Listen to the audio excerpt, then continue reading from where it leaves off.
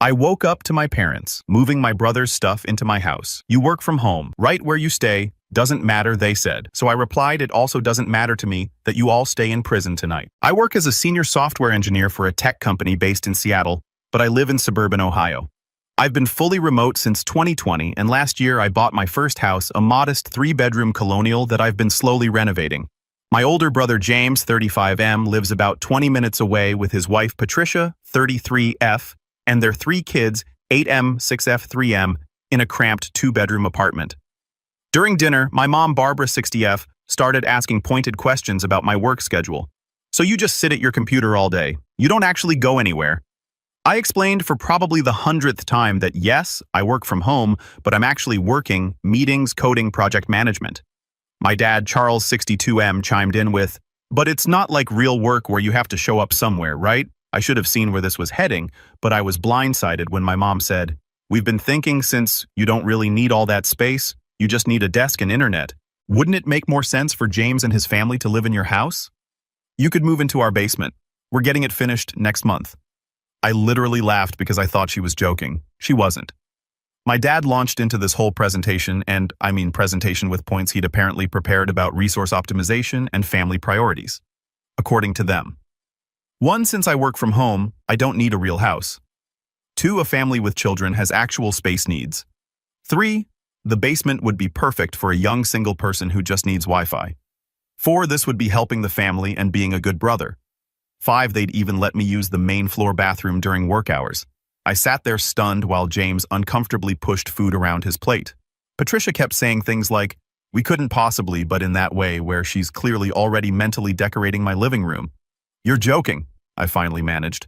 You want me to give up the house I bought with my own money to live in your basement because my job is remote? My mom's response, well, it's not like you're using it properly. James's kids need bedrooms. You have 2 empty rooms you just use for office space and hobbies. That's wasteful when family needs real housing. The hobbies she's referring to my music studio, where I record and produce as a side business that brings in an extra $2,000 a month. I tried explaining that I bought my house with my money from my job, that I pay the mortgage, taxes, insurance, utilities. My dad actually said, but you earned that money sitting at home. It's not the same as James, who has to commute to his real job. James is a retail manager. I respect his work, but I make 3 times his salary. I left shortly after that thinking they'd realize how insane this was. Instead, I've been getting texts from my mom about basement paint colors and whether I prefer carpet or laminate flooring. She sent me a floor plan she drew with spaces marked Michael's desk area and Michael's sleeping zone. Yesterday, she texted asking for my house keys so she could help Patricia plan the children's room arrangements. I responded that they would not be getting keys to my house, and she replied that I was being selfish with family resources. My dad called me last night to say he's disappointed in my lack of family values, and that a man who works in his pajamas shouldn't be keeping a real family in an apartment. I don't work in pajamas. I dress professionally for video calls. I manage a team of 12 people across 4 time zones. I'm lead architect on a system that processes millions of transactions daily. But apparently because I do it from my home office instead of commuting to a cube farm. I don't have a real job that deserves real housing. Am I crazy? How do I get through to them that working remotely doesn't mean I'm playing pretend job while living in a house I don't deserve? Update 1 2 weeks later. I can't believe I'm writing this update, but things have escalated beyond anything I could have imagined. Thank you to everyone who commented on my original post confirming that, no, I'm not crazy, and yes, my parents have completely lost the plot. After my first post, I tried to set firm boundaries. I had a calm conversation with my parents explaining that my house is not a family resource. It's my private property purchased with my earnings for my very real job. I thought we'd reached an understanding when they nodded along, and my mom said, we hear you, honey. I should have known better when she followed up with, so what day works for you to start moving your things? Last Tuesday, I was in the middle of a critical deployment meeting when my doorbell camera started going crazy. I apologized to my team, muted myself, and checked the feed. My parents were at my door with James, Patricia, and I kid you not, a moving truck. I unmuted long enough to tell my team I had an emergency, then ran downstairs. When I opened the door, my mom cheerfully announced, we're here to help with a transition. Patricia is so excited to measure for curtains. What transition, I asked, even though I knew my dad was already directing James and 2 guys I didn't recognize to start unloading boxes the bedroom furniture first. He was saying Michael will need time to disassemble his current setup. I blocked the doorway. Absolutely not. No one is bringing anything into my house. I need you all to leave now. Patricia had the audacity to say, don't make this harder than it needs to be. Think of the children. Your children, I shot back. Who have a home? Just not my home. My mom tried to push past me, actually physically tried to push into my house while saying, don't be dramatic. We discussed this. You discussed it. I said no, multiple times. That's when my dad pulled out his phone and showed me a group text I wasn't part of where they'd been coordinating the move for the past week. The messages included a Patricia asking about my washer/dryer models to ensure her delicate settings were available. A James wondering if my garage could fit 2 cars or if he'd need to park Michael's car on the street. And my mom assuring everyone that the basement remodel would be cozy for Michael. And my dad calculating how much they'd save on James's rent to put toward family vacations. They'd been planning this like I'd already agreed, like my house was just a done deal for them to redistribute. I stood my ground. Get off the property or I'm calling the police. My mom started crying. Not sad, crying, angry crying. I can't believe you'd threaten your own family with the police after everything we've done for you. What exactly have you done for me, I asked. We raised you. We fed you. We dash. 20 years ago, when I was a child, that was your job. My dad stepped forward. Watch your tone with your mother. A son who disrespects family doesn't deserve dash. To own his own home, to have boundaries, to be treated like an adult. Finish that sentence, Dad. James finally spoke up. Look, Mike, I didn't ask for this, but Patricia immediately added, but since they're offering it, would really help the kids to have proper bedrooms. Timmy's been sharing with both little ones. I looked at my brother. Are you seriously okay with this? Taking my house? He shrugged. It's not taking if Mom and Dad think it's best for the family. I was done. Everyone off my property. Next person who shows up here uninvited gets trespassed by the cops. As they were leaving, my mom shouted, that basement is being finished whether you appreciate it or not. When you come to your senses, it'll be ready. The moving truck left, but I noticed Patricia had kept one of the guy's business cards. The next morning, I woke up to 47 texts in a new group chat called Michael's Transition Support. Extended family members were chiming in. Aunt Linda so proud of Michael for putting family first. Uncle Richard, about time he grew up and helped his brother. Cousin Jennifer, the basement sounds nice. Lucky you don't have to pay rent. I sent one message. I am not moving. I am not giving up my house. Anyone who shows up at my property uninvited will be trespassed. Then I left the group. My mom texted separately. Your selfishness is tearing this family apart. I hope your important computer job is worth losing your family. I responded, I'm not losing my family. I'm setting boundaries with people who don't respect me, my career, or my property rights. She replied, property rights. Property rights. Is that what family means to you? Legal terms. Yes, Mom. When you're trying to steal my house, legal terms become pretty relevant. I've installed additional security cameras and changed my locks. They had a spare key from when I first moved in. I've also documented everything and consulted with a lawyer friend who confirmed that obviously they have zero legal right to my property, but suggested I keep records of all interactions in case this escalates further. I've been painted as the villain to my entire extended family. According to the narrative being spun, I'm a selfish millennial who values his laptop over family and won't help his own brother's children have bedrooms while he lives alone in a big house playing on his computer. No mention that I worked 60-hour weeks for years to afford this house. No mention that James and Patricia chose to have 3 kids while living in a 2-bedroom apartment. No mention that I offered to help James with job referrals at my company, which he declined because he doesn't want to work with computers. My house isn't even that big, 1,600 square feet. But apparently, if you work from home, any space larger than a basement is considered excessive. I'm holding firm, but the stress is affecting my work. I had to explain to my manager why I was distracted during meetings. Thankfully, she was horrified on my behalf and told me to take whatever time I needed to deal with your absolutely insane family situation. At least my employer recognizes that my job is real. Shame my family can't. Update 2. 6 weeks later. I thought the situation couldn't get more surreal. I was wrong. After my last update, things went quiet for about 2 weeks. I foolishly thought my family had come to their senses. In reality, they were regrouping and planning what I can only describe as a coordinated psychological campaign. It started small. My mom began posting on Facebook about the housing crisis and multi-generational living, tagging me in articles about why millennials should move back home and the selfishness of single homeowners. She'd comment things like, "Some people understand family values with those passive-aggressive ellipsis." Then came the flying monkeys extended family members. She'd started getting calls. "My godmother, Susan, your mom's so hurt. She just wants the family together. Would it kill you to consider it? My Uncle Joseph back in my day? Family helped family. We didn't need boundaries. My cousin Mark dude, just give them the house. It's not worth the drama." I held firm, reiterating that my house was not up for discussion. That's when phase 2 began. Patricia started an Instagram account called Apartment Life with 3 kids where she documented their struggles. Videos of the kids sharing a room, posts about making the best of limited space, captions like, "Someday we'll have room for a Christmas tree," and teaching gratitude even when you can't give your children their own bedrooms. The comments were full of my family members offering prayers and hopes that a solution presents itself soon. My mom would reply with cryptic things like, "God provides for those who deserve it, and family solutions exist for those willing to accept them." Meanwhile, I was dealing with increased pressure at work. We were approaching a major product launch, and I was working 12-hour days. My home office was my sanctuary, a dedicated space where I could focus without distractions.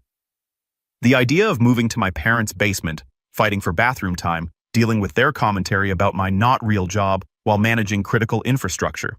It was laughable, but they weren't laughing. They were escalating. 3 weeks ago, I came home from a rare in-person team meeting to find my lawn had been decorated. My parents had installed a large sign that read, "Future home of the James family thanks to brother's generosity," with photos of my nephews and niece. Balloons were tied to my mailbox. My neighbors were taking pictures. I tore it all down, but not before Patricia had posted photos on her Instagram with a caption claiming it in faith. Folded hands, #blessed, #family first, #God's plan.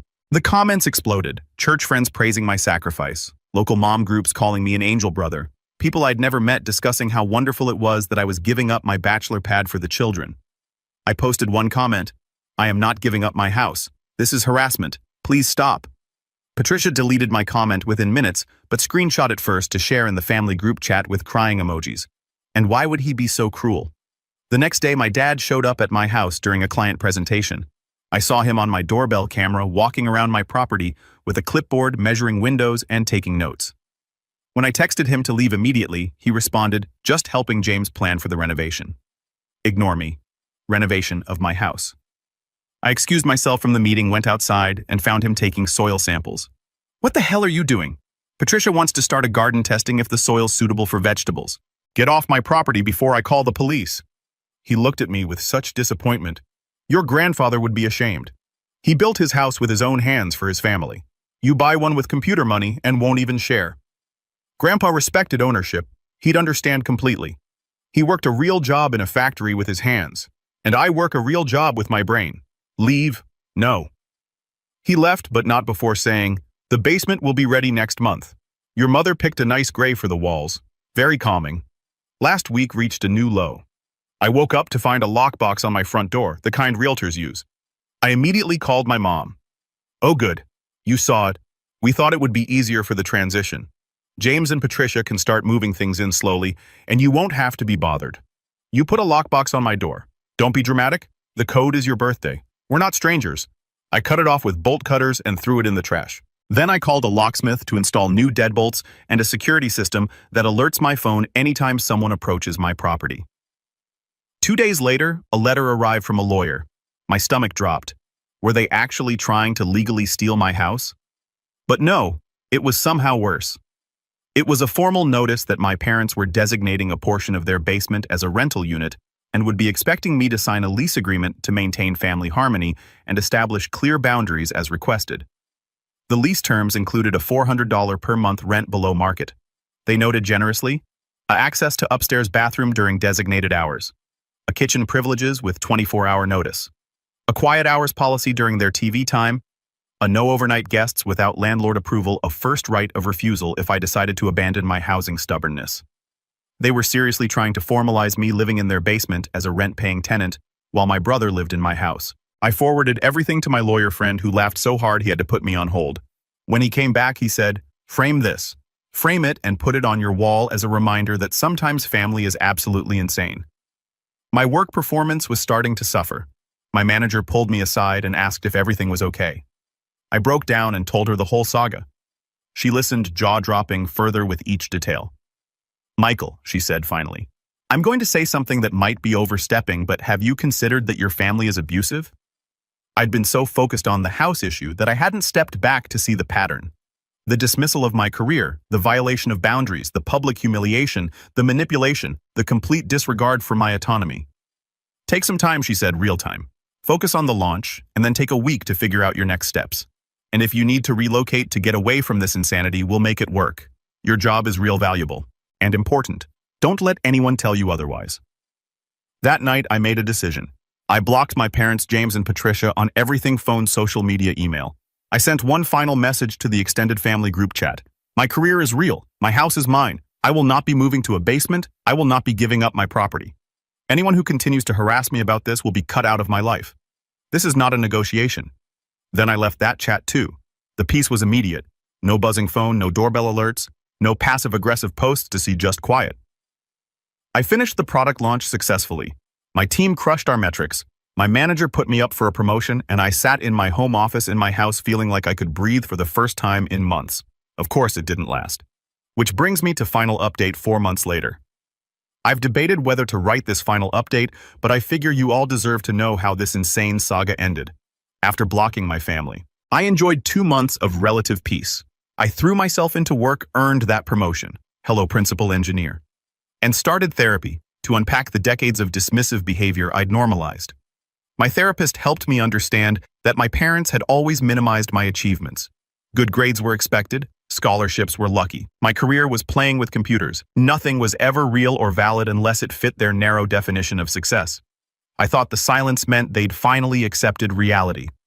I should have known better. 8 weeks into no contact, I received a certified letter. Inside was a formal family intervention notice, apparently a thing my parents made up and had notarized.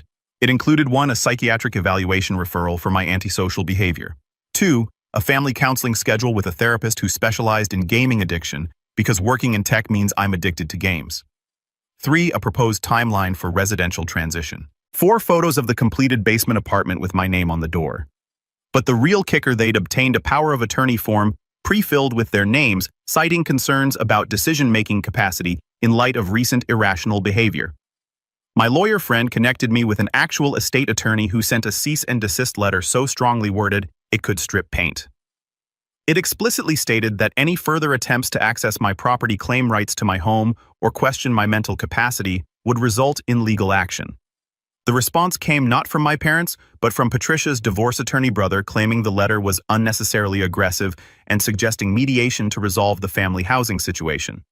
The family housing situation, like my personal property, was a communal issue to be mediated. I declined to respond, but I did install more cameras and an upgraded security system. Good thing too. 2 weeks later at 3 a.m. on a Tuesday, my security system alerted me to movement in my backyard. I checked the cameras to find James trying to jimmy my back door while Patricia stood lookout. My brother, my actual brother, was attempting to break into my house. I called the police immediately. Watching them get arrested on my own security cameras was surreal. James kept saying, "It's a family matter. Our parents said it was okay. This is our house." They were charged with attempted breaking and entering. My parents bailed them out and had the audacity to call me from a neighbor's phone since I'd blocked theirs, screaming about how I'd ruined James's life and traumatized the children by having their parents arrested. The children weren't there. They were with Patricia's mom, who apparently was the only sane person in this entire saga and had refused to participate in the home redistribution plan. The attempted break-in was my breaking point. I hired a moving company, put my house on a market, and accepted a relocation package from my company to move to Colorado. I didn't tell anyone in my family. My house sold in 4 days above asking price to a lovely couple who actually appreciated it. The closing was scheduled for 3 weeks out. During those 3 weeks, the extinction burst was spectacular, and my mom showed up at my house with a priest to bless the family transition, and my dad tried to file a fraudulent lien against my property, claiming I owed them for childhood expenses. Patricia started a GoFundMe for displaced children whose uncle abandoned them. James was fired from his job after missing multiple shifts to stock my house. Extended family members I hadn't heard from in years suddenly needed to tell me about their housing struggles. I documented everything. My attorney was building a robust case for restraining orders. The day before closing, my parents made one final play. They showed up with a U-Haul, bolt cutters, and a locksmith, claiming they had tenant rights since they'd established residency by receiving mail there. The mail cards they'd sent to themselves at my address over the past month. My neighbor called me. I was already in Colorado, and I conference called the police while watching on my cameras. This time, my parents were arrested too. The closing went through while they were in custody. By the time they were released, I was states away.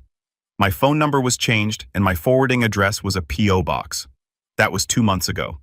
I've heard through the grapevine my godmother, who's still sane, keeps me updated that James and Patricia are divorcing.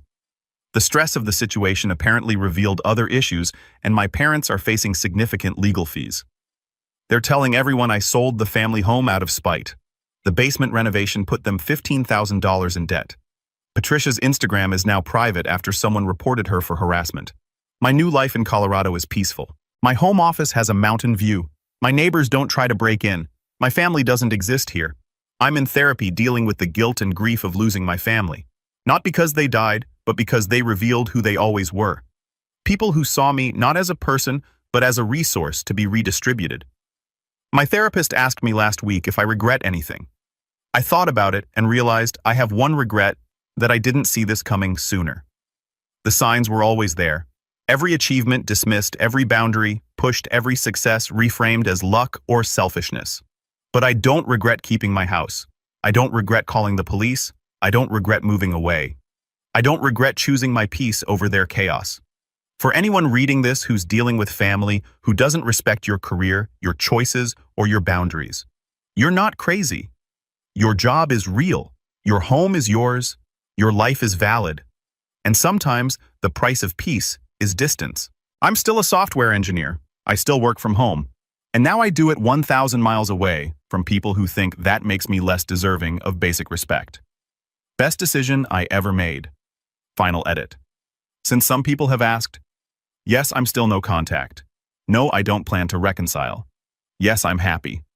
And to the person who messaged asking if the basement is available to rent, I genuinely laughed out loud. Thanks for that. To my fellow remote workers, your job is real. Don't let anyone tell you otherwise. Peace out.